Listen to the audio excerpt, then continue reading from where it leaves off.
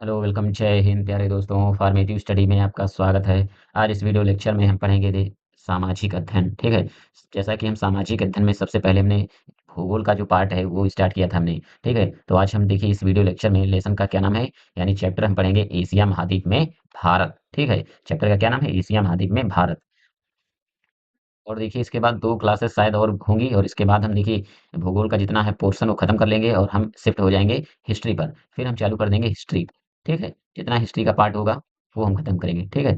तो देखिए हम बता दें कि जो सब्जेक्ट अभी चल रही हैं, तो इसमें चल रही है देखिए मैथ। मैथ का पूरा सिलेबस पूरा हो चुका है। अब हम मैथ की देखिए रिविज़न आपको करवाएँगे। ठीक है? और साइंस की भी क्लासेस चल रही हैं। कंप्यूटर की हमने जल्द ही चालू की है क्लास। ठीक है?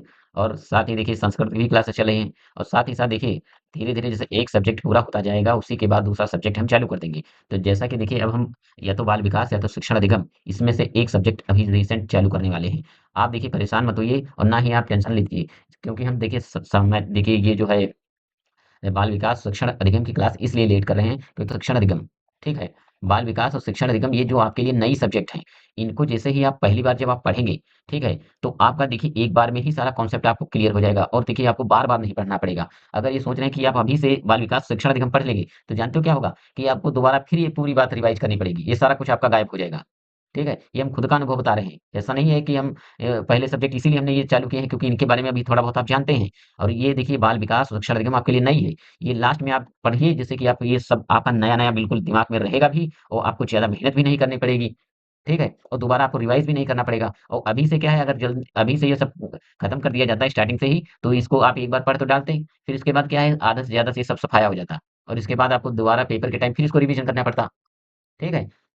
तो जैसे ही ये सब्जेक्ट कंप्लीट हो रहे हैं, इसके बाद ही हम बाल विकास शिक्षण अधिगम की क्लासेस चालू कर देंगे।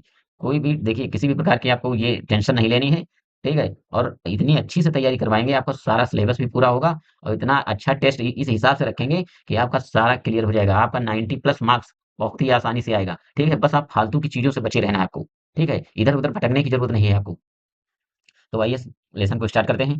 देखिए, लेसन का नाम है एशिया महाद्वीप में भारत, ठीक है? तो देखिए भारत एशिया महाद्वीप का प्रमुख देश है, ठीक है? यानी भारत जो है एशिया महाद्वीप का प्रमुख देश है।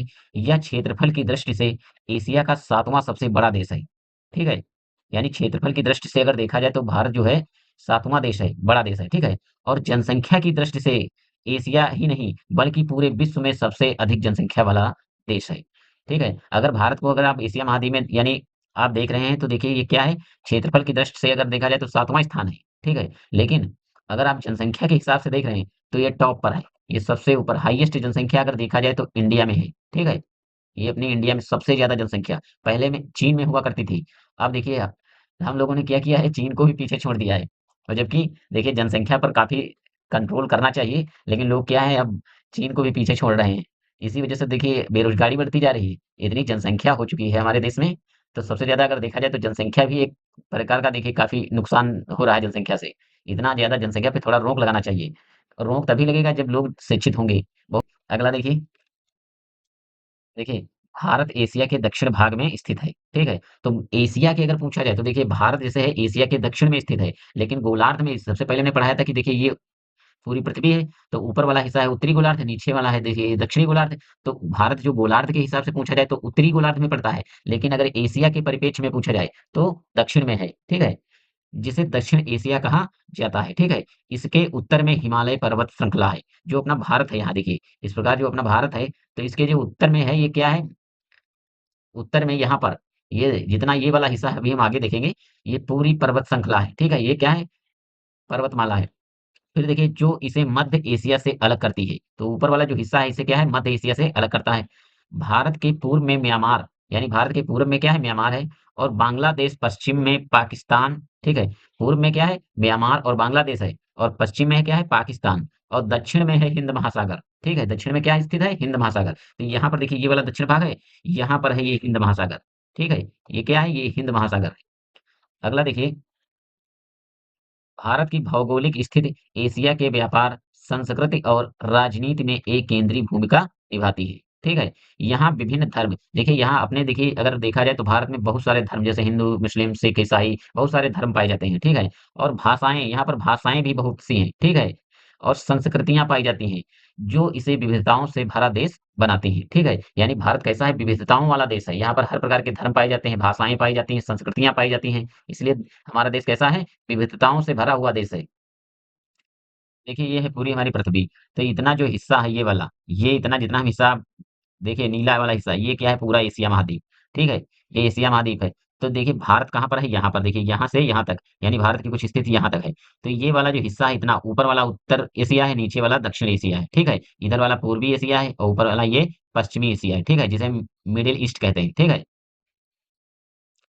चलिए देखते हैं भारत के पड़ोसी देश, ठीक है? यानी भारत के पड़ोसी देश कौन-कौन से हैं? तो यहाँ पर समझिए पहले मैप से, ठीक है? मैप में हम समझते हैं कि इनकी लोकेशन कहाँ पर है। तो देखिए पहले हम समझते हैं मैप में दिशा। तो देखिए ये ऊपर वाला जो है उत्तर दिशा है, ठीक है? जो ये लद्दाख का ऊपर वाला हिस्सा, कश्मीर और लद्दाख, ये कहाँ पर है? ये उत्तर में है, ठीक है? यहाँ ये वाला हिस्सा देखिए अरुणाचल प्रदेश, ये पूर्व वाला हिस्सा है। फिर इस साइड आइए आप, ये है राजस्थान का हिस्सा, ये है पश्चिम, ठीक है? और यहाँ नीचे दक्षिण, ठीक है? यानी दिशा देखिए ऊपर वाली उत्तर दिशा है, यहाँ है पूरब और ये पश्चिम, फिर ये दक्षिण। तो अब समझते हैं देखिए, पहले एक-एक करके हम इनका देखिए लोकेशन देखते हैं, कौन सा देश कहाँ पर है, यानी भारत के देखिए पड़ोसी देश। तो देखिए यहाँ पर देखिए आपको ये है नेपाल, ठीक है? नेपाल की सीमा देखिए कहाँ है, जो उत्तर प्रदेश से भी टच कर रही है, बिहार से भी टच कर रही है, ठीक है? और उत्तराखंड से भी टच कर रही है, ठीक है? और साथ ही देखिए वेस्ट बंगाल से भी इसकी सीमा साझा हो रहा है, ठीक है? अगला है देखिए भूटान, ठीक है? फिर देखिए यहाँ पर है चाइना, ठीक है? यानी चीन। अगला देखिए, यहाँ पर है देखिए बांग्लादेश, ये भी अपना पड़ोसी देश है, ठीक है? फिर है म्यांमार, ठीक है? ये है म्यांमार। फिर आप दक्षिण में देखिए यहाँ है श्रीलंका, ठीक है? श्रीलंका। फिर अगला है देखिए यहाँ पर अफ़गानिस्तान। फिर आप समझ और देखिए अगला है पड़ोसी ये पाकिस्तान, ठीक है? जो अपना ये पड़ोसी पाकिस्तान है, ये सबसे ही बिगड़ैल पड़ोसी है, ठीक है? ये समझ लीजिए ये सबसे बिगड़ैल पड़ोसी है। अगर आपने अभी रिसेंटली सुना होगा न्यूज़ में, ठीक है? या अगर आपने अखबार पढ़ा होगा या कहीं से जानकारी अगर ली होगी, तो यहाँ देखिए जो कश्मीर में है, अपने यहाँ पर एक है स्थान, जगह का नाम है पहलगाँव। वहाँ पर काफ़ी अच्छा मौसम है और वहाँ पर देखिए पहाड़ी इलाका, वहाँ देखने के लिए और टूरिस्ट प्लेस है समझ लीजिए। वहाँ पर लोग घूमने के लिए जाते थे, ठीक है? कश्मीर में जो है ये पहलगाँव, तो अपने यहाँ के बहुत सारे लोग घूमने गए थे वहाँ पर। तो यहाँ देखिए पाकिस्तानी आतंकवादी हैं, यानी पाकिस्तान के जो कुछ आतंकवादी हैं, यहाँ से देखिए यहाँ से घुस आए और यहाँ ने देखिए उन पर निर्दोष पर गोलियाँ चलाई और देखिए धर्म पूछ-पूछ कर उनको मार दिया। और देखिए इनके अंदर लगता है इंसानियत है ही नहीं, इतने निर्दयी हैं ये लोग कि बताइए, किसी के बेटे को मार दिया या किसी के हस्बैंड को खत्म कर दिया या किसी के जैसे पिता को मार दिया। बहुत सारे लोगों को वहाँ जो घूमने गए थे, सबको वहाँ से अंधाधुंध उन पर गोलियां चला दी।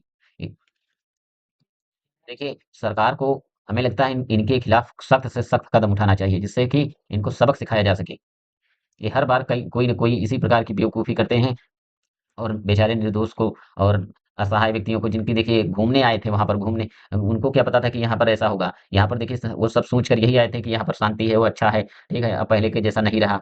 और क्या आप देखिए इस प्रकार, अगर यहाँ पर इस प्रकार होगा तो क्या कोई यहाँ टूरिस्ट जाएगा यहाँ घूमने? और जो कश्मीर के हैं लोग, उनको देखिए सबसे ज्यादा आय अगर देखी जाए वहां पर, तो आय का साधन यही टूरिस्ट है। जब टूरिस्ट लोग वहां घूमने जाते हैं तभी उनका देखिए आमदनी बढ़ती है। और जो ये पाकिस्तानी हैं, वो यही चाह नहीं रहे, वो सोचते हैं यहाँ पर कुछ ऐसा कर दो, जिससे कि यहाँ पर अशांति पैदा हो जाए, यानी अशांति फैल जाए और लोग यहाँ पर घूमने ना आए और यहाँ पर जो कश्मीर में है गरीबी हो जाए। लेकिन यहाँ के लोग कुछ समझ नहीं पा रहे हैं और ये इसी के चक्कर में ये सब जो है घुसपैठी यहाँ पर आ जाते हैं। लेकिन अब क्या होगा अगर देश में देखिए, अब क्या है, अपने यहाँ सरकार जो है इस पर कोई ना कोई सख्त कदम जरूर उठाएगी। पाकिस्तान की राजधानी है इस्लामाबाद, ठीक है? और पाकिस्तानी रुपया है, ठीक है? चीन को देखिए, इसकी राजधानी है बीजिंग और इनकी मुद्रा है युआन। नेपाल की देखिए काठमांडू और नेपाली रुपया। अगला है देखिए भूटान, भूटान की राजधानी है थिम्पू, इसकी देखिए नेगुल्ट्रम या भारतीय रुपया, ठीक है? अगला है देखिए बांग्लादेश, राजधानी इसकी क्या है, ढाका और मुद्रा क्या है, टका। म्यांमार, म्यांमार की राजधानी है नैपीडो, ठीक है? या नेपीडो, ये इस प्रकार भी लिखा हो सकता है, नेपीडो, ठीक है? और इसकी देखिए मुद्रा है क्यात। अफगानिस्तान, अफगानिस्तान की राजधानी है काबुल और मुद्रा है अफगानी। श्रीलंका, इसकी तो देखिए कैपिटल क्या है, यानी इसकी राजधानी जयवर्धनेपुर कोटे, ठीक है? ये देखिए इसकी जो है राजनीतिक राजधानी है, ठीक है? और एक है कोलंबो, ये वाणिज्यिक राजधानी है। इसकी दो दो राजधानियां हैं, ठीक है? वाणिज्यिक है कोलंबो और राजनीतिक राजधानी है जयवर्धनेपुर कोटे। देखिए यहाँ पर मुद्रा क्या है, रुपया। अगला है मालदीव, मालदीव की राजधानी है माले, ठीक है? मालदीवियन रुपया, यानी मालदीवियन रुपया नहीं, रुपया, ठीक है? भारत के राज्य और केंद्र शासित प्रदेश, भारत के राज्य और केंद्र शासित प्रदेश। भारत में कुल 28 राज्य हैं और 8 केंद्र शासित प्रदेश हैं। तो देखिए राज्य और केंद्र शासित प्रदेश में क्या अंतर है? तो जो राज्य होता है, ठीक है? राज्य में होता है सीएम यानी मुख्यमंत्री होता है, ठीक है? तो उस पूरे राज्य की जिम्मेदारी उस मुख्यमंत्री की होती है। किसी जो केंद्र शासित प्रदेश होते हैं, ठीक है? यानी ये जो केंद्र शासित प्रदेश होते हैं, इसमें सीएम नहीं होता यानी मुख्यमंत्री नहीं होता है। इसका देखिए इसकी पूरी जिम्मेदारी केंद्र सरकार की होती है। केंद्र सरकार की होती है, ठीक है? यानी केंद्र शासित प्रदेशों में उनका जो शासन व्यवस्था कौन देखता है? केंद्र सरकार देखती है, ठीक है? यहाँ पर मुख्यमंत्री नहीं होता। देखिए, 8 केंद्र शासित के नाम हम देखिए इनकी लोकेशन के साथ समझते हैं। तो देखिए, ये पहला है देखिए लद्दाख, ये कैसा है? केंद्र शासित प्रदेश है। दूसरा है जम्मू-कश्मीर, ठीक? दूसरा है जम्मू-कश्मीर। फिर देखिए यहाँ तीसरा है देखिए दिल्ली, फिर चौथा है देखिए हरियाणा और पंजाब की राजधानी है चंडीगढ़, ये है चौथा देखिए चंडीगढ़, ठीक है? अगला देखिए चंडीगढ़ के बाद देखिए यहाँ पर पौंडीचेरी, जिसे हम पुदुचेरी कहते हैं, ये कहाँ पर है? देखिए आंध्र प्रदेश में है, देखिए यहाँ पर। और देखिए पौंडीचेरी का थोड़ा-सा हिस्सा यहाँ पर भी पड़ता है तमिलनाडु में, ठीक है? अगला है देखिए अंडमान निकोबार, तो अंडमान निकोबार कहाँ पर है? ये भी केंद्र शासित प्रदेश है। इसमें इसकी देखिए शासन व्यवस्था कौन देखता है? तो केंद्र सरकार देखती है। अगला देखिए अब है लक्षद्वीप, तो यहाँ पर देखिए ये है लक्षद्वीप, ठीक है? ये है लक्षद्वीप। फिर देखिए दादरा एवं नगर हवेली, दमन और दीव, ये यहाँ पर गुजरात और थोड़ा-सा महाराष्ट्र में, ठीक है? यानी ये वाला जो हिस्सा पूरा है ये क्या है? दमन, दीव और दादरा एवं नगर हवेली। पहले देखिए दमन और दीव अलग-अलग थे, दमन दीव एक था और दादरा और नगर हवेली अलग था, लेकिन अब इनको एक ही में मर्ज कर दिया गया। यानी अब बन गया दमन एंड दीव, दादरा एवं नगर हवेली, ठीक है? यानी अब कितने हुए केंद्र शासित प्रदेश? तो 8 देखिए 1, 2, 3, 4 और ये 5, फिर ये 6, ये 7 और यहाँ पर ये 8। इनकी ये रही लोकेशन। अब देखिए इनकी हम राजधानी समझते हैं। देखिए पहला है दिल्ली, ठीक है? फिर राजधानी दिल्ली है। चंडीगढ़, चंडीगढ़। पुडुचेरी, ठीक है? अंडमान और निकोबार द्वीप समूह की राजधानी है पोर्ट ब्लेयर। ये इंपॉर्टेंट है देखिए इसकी राजधानी कभी-कभी पूछ ली जाती है ऑब्जेक्टिव टाइप में। फिर देखिए दादरा और नगर हवेली, दमन और दीव, ठीक है? अगर इसकी कैपिटल तो दमन है। फिर लक्षद्वीप, लक्षद्वीप की राजधानी भी इंपॉर्टेंट है कावारत्ती या ठीक है? ये भी क्या है इंपॉर्टेंट है। और लद्दाख की है लेह, लद्दाख की है लेह। 8वां है देखिए जम्मू और कश्मीर, इसकी राजधानी है श्रीनगर। तो ये रहे 8 केंद्र शासित प्रदेश और 28 राज्य, ठीक है? आपको राज्यों के बारे में ज़्यादा खासकर नहीं पढ़ना है क्योंकि राज्यों से इतना ज़्यादा क्वेश्चन नहीं पूछा जाता है, लेकिन केंद्र शासित से कभी-कभी या तो कैपिटल पूछ लिया जाता है, ठीक है? या उनके नाम पूछ लिए जाते हैं कि केंद्र शासित प्रदेश के कौन-कौन से हैं, उनके नाम लिखिए। चलिए आगे समझते हैं। अगला है भारत के भौगोलिक भाग। आप समझिए भारत के भौगोलिक भाग। तो भारत को 6 प्रमुख भौगोलिक भागों में बाँटा गया है, जिनकी अपनी विशिष्ट विशेषताएँ हैं, ठीक है? यानी भारत को अगर देखा जाए भौगोलिक भाग उसके कितने हैं तो 6 हैं, ठीक है? अगर आप देखिए कन्फ्यूज़ नहीं होना, अगर आपने अपनी बुक से पढ़ा होगा, तो वहाँ बुक में 5 भाग लिखी होंगी, ठीक है? यहाँ पर देखिए यहाँ तक बस, द्वीप समूह तक, लेकिन जो ये भारतीय मरुस्थल है, ठीक है? ये छठा वाला अकॉर्डिंग टू एनसीईआरटी, एनसीईआरटी में इसको भी शामिल किया गया है, ठीक है? तो टोटल भागों की संख्या हो जाती है 6। अगर आप अभी सीटेट का एग्ज़ाम देंगे जब, ठीक है? जब आप सीटेट का एग्ज़ाम देंगे तो वहाँ पर यहाँ से क्वेश्चन पूछा जाता है। वहाँ पर देखिए अगर ऑब्जेक्टिव क्वेश्चन आता है, तो वहाँ पूछेगा कि भारत के भौगोलिक भाग कितने हैं? तो वहाँ पर देखिए इसी प्रकार ऑप्शन दिया होगा, तो वहाँ देखिए 6 ऑप्शन आपको टिक करना है, ठीक है? वहाँ 6 वाला टिक करना है। लेकिन आपके देखिए एससीईआरटी में देखिए अभी तक केवल दिया है 5 ही भाग। तो आइए अब समझते हैं कि देखिए लोकेशन। पहला देखिए उत्तरी पर्वतीय प्रदेश, उत्तर का इसे हम कहते हैं उत्तरी पर्वतीय प्रदेश, ठीक है? फिर देखिए दूसरा है उत्तर भारत का विशाल मैदान, ठीक है? दूसरा क्या है? उत्तर भारत का विशाल मैदान।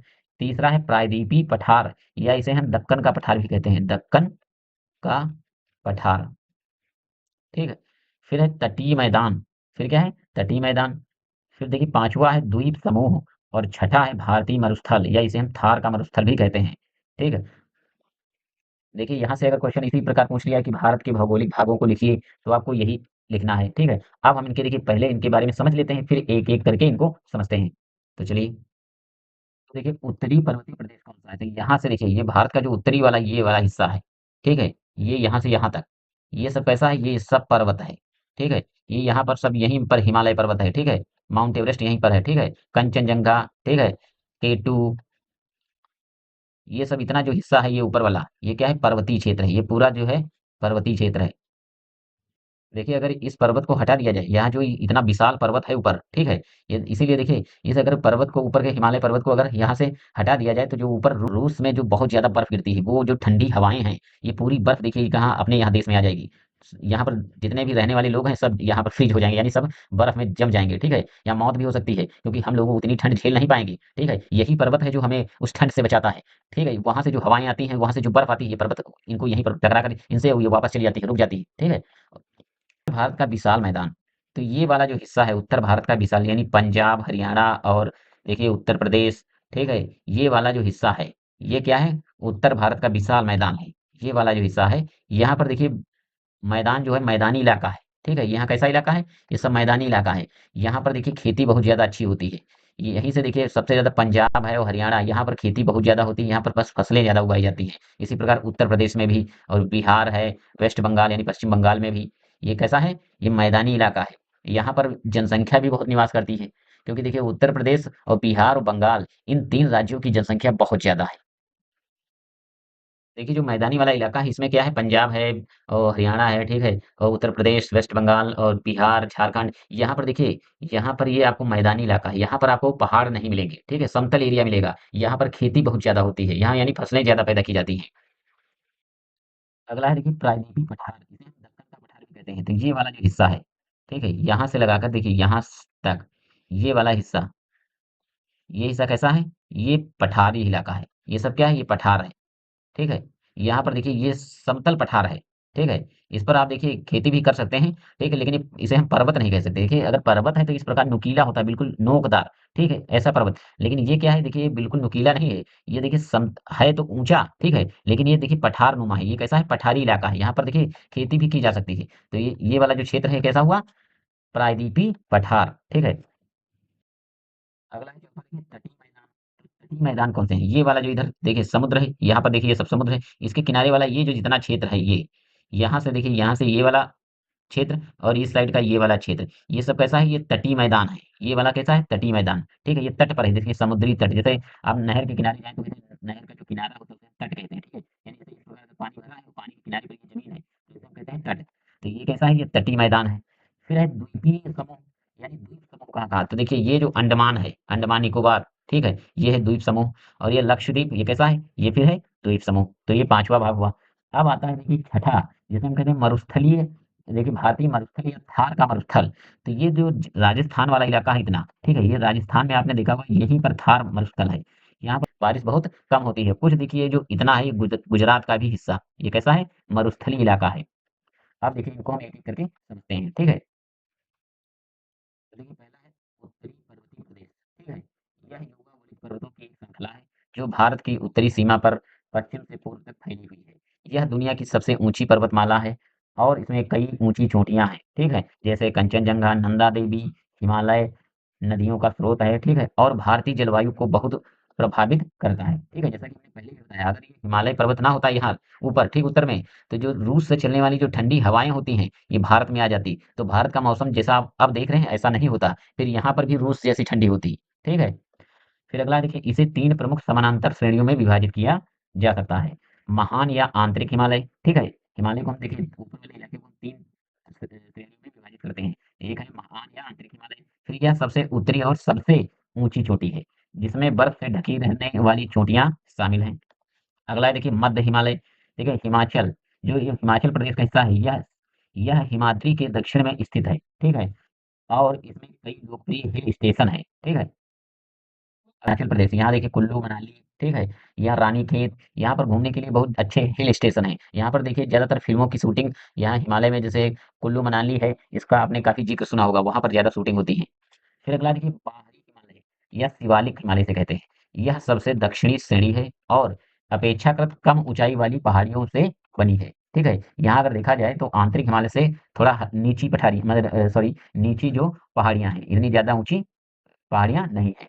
देखिए आपको बस जो हम ये पार्ट बता रहे हैं, ये 6 पार्ट के बारे में इतना ही समझ लिखना है और इसके ज़्यादा ज़रूरत नहीं, इससे ज़्यादा कि इसके डिटेल में समझने की, क्योंकि वो सब पूछा नहीं जाता है। नहीं तो अगर जो हिमालय अभी अगर हम केवल हिमालय के बारे में बताते, तो इसके 4-5 पार्ट बताते, ठीक है? इसमें बहुत सारा टाइम आपका फालतू का चला जाता है और जो कि ये पेपर में पूछा भी नहीं जाता है, ठीक है? इसीलिए हम वो चीज़ बता रहे हैं जो आपको पेपर में इम्पोर्टेंट है और जो चीज़ पूछी जाती है और ये हम खुद अपना अनुभव शेयर कर रहे हैं आपसे।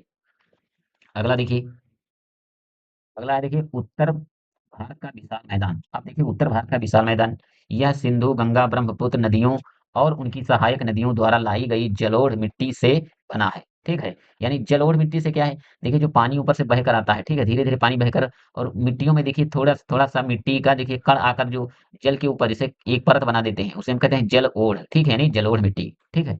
यह एक उपजाऊ और समतल क्षेत्र है। ये कैसा है? उपजाऊ और समतल क्षेत्र है, जो कृषि के लिए बहुत महत्वपूर्ण है। ठीक है? इसीलिए तो हमने कहा देखिए एक तो हुआ पंजाब, हरियाणा, उत्तर प्रदेश, बिहार और वेस्ट बंगाल यानी पश्चिम बंगाल, ये सब कैसे हैं? देखिए ये मैदानी इलाके हैं, यहाँ पर देखिए खेती बहुत अच्छी की जाती है। यह मैदान पश्चिम में पंजाब से लेकर पूर्व में असम तक फैला हुआ है। ठीक है? देखिए, ये कहाँ तक फैला हुआ है? पंजाब से लगाकर असम तक फैला हुआ है। अगला देखिए प्रायद्वीपीय पठार, यह एक प्राचीन और स्थिर भूभाग है जो गोंडवाना लैंड का हिस्सा था। ठीक है? यह त्रिभुजाकार आकृति में फैला हुआ है और कई पठारों और पहाड़ी श्रृंखलाओं से बना है, जैसे अरावली, विंध्य, सतपुड़ा और पश्चिमी और पूर्वी घाट।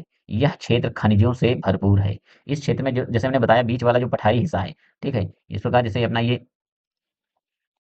मान लीजिए ये इस प्रकार कोई अपना भारत है, तो ये जो बीच वाला हिस्सा हमने बताया था कि ये, ठीक है, ये वाला बीच वाला हिस्सा, ये कैसा है? त्रिभुजाकार है, यही है पठारी, ठीक है? या इसे हम दक्कन का पठार भी कहते हैं। देखिए अगला है, चौथा नंबर है तटीय मैदान। ये मैदान प्रायद्वीपीय पठार के किनारों पर स्थित हैं, ठीक है? ये मैदान कहाँ पर स्थित है? देखिए ये प्रायद्वीपीय भारत है यानी जिसे हम कहते हैं पठारी इलाका, तो ये वाला जो है ये कैसा है? तटीय मैदान। ये सब इधर किनारे-किनारे पे क्या है? ये सब है तटीय मैदान, ठीक है? और अरब सागर पश्चिम तटीय मैदान और बंगाल की खाड़ी पूर्वी तटीय मैदान, ठीक है? अरब सागर ये वाला क्षेत्र है, अरब सागर इधर, तो ये क्या है? इसका तटीय मैदान है और इधर बंगाल की खाड़ी है यहाँ पर, ठीक है? तो ये क्या है? बंगाल की खाड़ी वाला जो है तटीय मैदान है। पश्चिमी तटीय मैदान संकरा है, ठीक है? जो पश्चिमी तटीय मैदान ये क्या है? थोड़ा सकरा है और पूर्वी तटीय मैदान अपेक्षाकृत चौड़ा है। यहाँ पर देखिए जो पूर्वी तटीय मैदान है, यहाँ पर देखिए चौड़ाई काफ़ी है, यहाँ पर चौड़ाई कम है। ये मैदान कृषि और मत्स्य पालन के लिए महत्वपूर्ण है, ठीक है? तो यहाँ पर कृषि होती है और मत्स्य मछलियों का देखिए उत्पादन सबसे ज़्यादा होता है। इसीलिए बोलते हैं कि देखिए जो बंगाल के लोग हैं, वहाँ पर मछली चावल का सेवन ज़्यादा करते हैं, क्योंकि इस साइड में क्या है? बंगाल के साइड में मछलियों का देखिए उत्पादन बहुत ज़्यादा होता है। अगला है द्वीपीय समूह, ठीक है? यानी हम इसे कहते हैं द्वीप समूह। भारत में 2 मुख्य द्वीप समूह हैं, अंडमान और निकोबार द्वीप समूह, यह बंगाल की खाड़ी में स्थित है और ज्वालामुखी और प्रवाल द्वीपों से बना है, ठीक है? लक्षद्वीप समूह, अगला देखिए, एक तो है अंडमान निकोबार, ठीक है? ये तो है अंडमान निकोबार और दूसरा है लक्षद्वीप। ठीक है? समझिए, यह अरब सागर में स्थित है। यह कहाँ स्थित है? अरब सागर में स्थित है और प्रवाल द्वीपों से बना है। यह वर्गीकरण भारत की विविध भौगोलिक विशेषताओं को समझने में मदद करता है। ठीक है? प्रत्येक भाग की अपनी जलवायु, मिट्टी, प्राकृतिक वनस्पति और मानव जीवन शैली है। ठीक है? तो देखिए, द्वीप समूह कितने हैं? तो एक है अंडमान और निकोबार और दूसरा है लक्षद्वीप। ठीक है? लक्षद्वीप। अगला देखिए, लास्ट और अंतिम है ये भारतीय मरुस्थल, जिसे हम कहते हैं थार का मरुस्थल। ये कहाँ पर है स्थित? देखिए, यह भारत के पश्चिम भाग में स्थित है, ठीक है? यानी पश्चिम में कहाँ पर? जहाँ पर राजस्थान का इलाका, थोड़ा गुजरात का इलाका और यह शुष्क और अर्ध शुष्क क्षेत्र है, ठीक है? यहाँ क्या है? शुष्क भी है और अर्ध शुष्क भी है। यहाँ रेतीली टीले यानी यहाँ रेतीले क्या है? टीले और कम वर्षा होती है और लूनी यहाँ की प्रमुख नदी है। देखिए, राजस्थान की अगर नदी पूछी जाए कौन सी है? तो लूनी नदी। ये कभी देखिए काफ़ी फेमस नदी है यहाँ की। आपने देखा होगा कि राजस्थानी वाला जितना राजस्थान है, थोड़ा गुजरात का हिस्सा है, वहाँ पर बारिश थोड़ी कम होती है। इसीलिए वहाँ का जो मैदान है, यहाँ पर शुष्क मैदान है, ठीक है? इसीलिए हम इसे कहते हैं मरुस्थल, ठीक है? कैसा मरुस्थल है? ये शुष्क मरुस्थल है। आई होप आपको क्लास पसंद आई होगी और आपने को हमने जितना सारा कॉन्सेप्ट बताया, आपने अच्छे से समझा होगा और साथ ही साथ आपने नोट्स भी बनाई होंगी। अगर क्लास पसंद आई होगी तो आप लाइक और सब्सक्राइब कर देना, ठीक है? अगर आपका मन हो, नहीं तो मिलते हैं नेक्स्ट वीडियो में, तब तक के लिए जय हिंद।